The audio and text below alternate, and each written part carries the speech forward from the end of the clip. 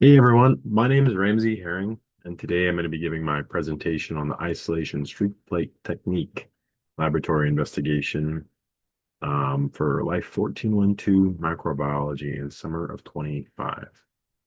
So let's jump right into it here.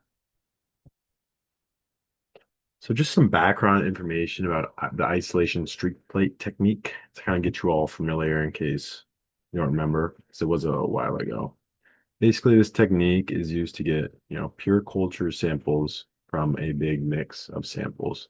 So it's basically just an isolation technique that is pretty common and can have a lot of applications, especially in microbiology and other biology fields, pretty much.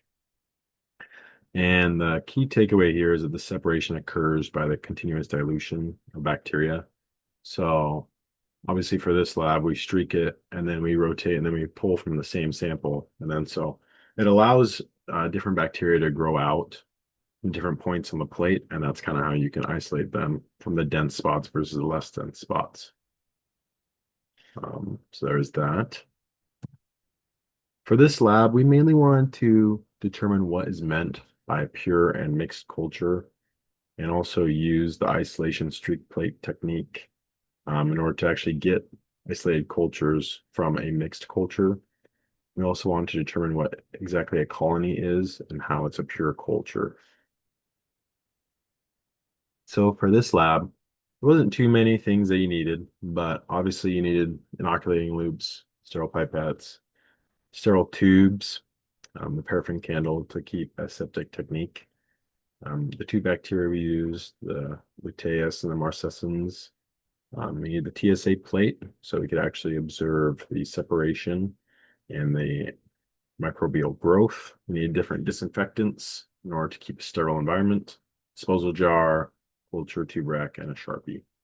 So just pretty general things here, nothing too crazy. So to start off our methods and how we actually completed this lab, the first thing that I did following the lab manual that we were provided with was disinfect the surface and make sure everything was sterile. And then I tried to reactivate, which I give a little spoiler here, but it ended up not working too well. But I tried to reactivate the cultures by mixing them with 1 ml of the TS broth using aseptic technique. And that ended up not working out for me particularly. But if anyone wants to follow this path, that's what you want to do to start. And then we basically just incubate and wait for the tubes to cook pretty much for 2 to 4 days. I did, I think, 2 or 3 days, but you can go longer. I'm sure it'll just give you better results in the long run. So the next part of the methods was taking our empty tube and using the bacteria that we inoculated. Take 10 drops of the luteus because it takes longer to grow. I put that in a sterile empty tube, and then we take a 1 drop of the marcescens and put that into the tube. Excuse me. And then we take the TSA plate that we were provided with, open it up using aseptic technique, trying to minimize the opening.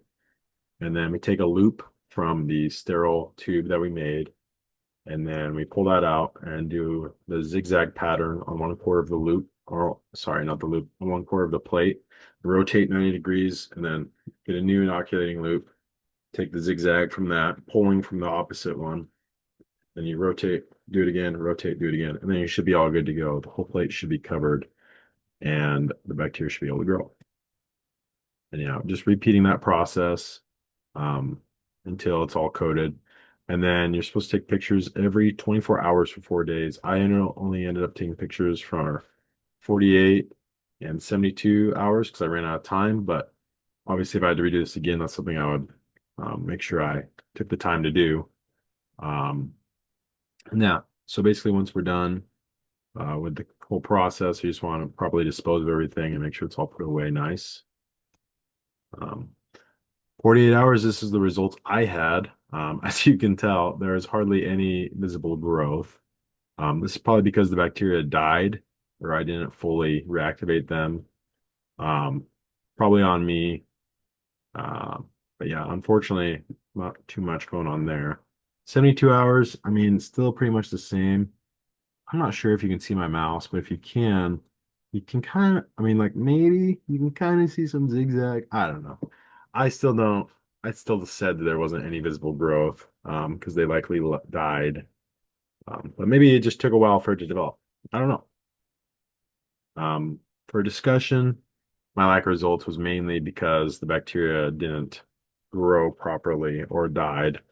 Um, the environment could have been too cold. It was in, you know, downstairs my house, so maybe. Or maybe they need more time to kind of get going, or maybe reactivate. Yeah, if I could redo, I would probably be more patient with the process and use fresh bacteria. Those are the two big ones I would do.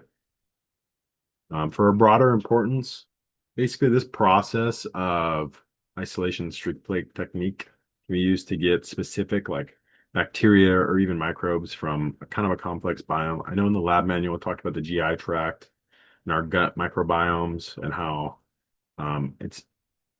this process can be used to separate specific bacteria in that. So obviously there was a hands-on look at it and used to gain pure samples. Yeah, so you can research easier. Kind of the same deal. And it's kind of the foundation, I thought, for all microbiology research because you need to be able to have a solid sample to go off of. And sometimes it's not always going to be something cut and dry. You're going to have to work for it and try to process it. These are my three references. Obviously, we have the lab manual, that was the big one, and then these other two were just supporting pieces I found, one from the American Society for Microbiology and the one by microbenotes.com. And that is my presentation. That's everything. I hope whoever views this enjoyed it, and I enjoyed taking this course, and thank you for everything. Awesome.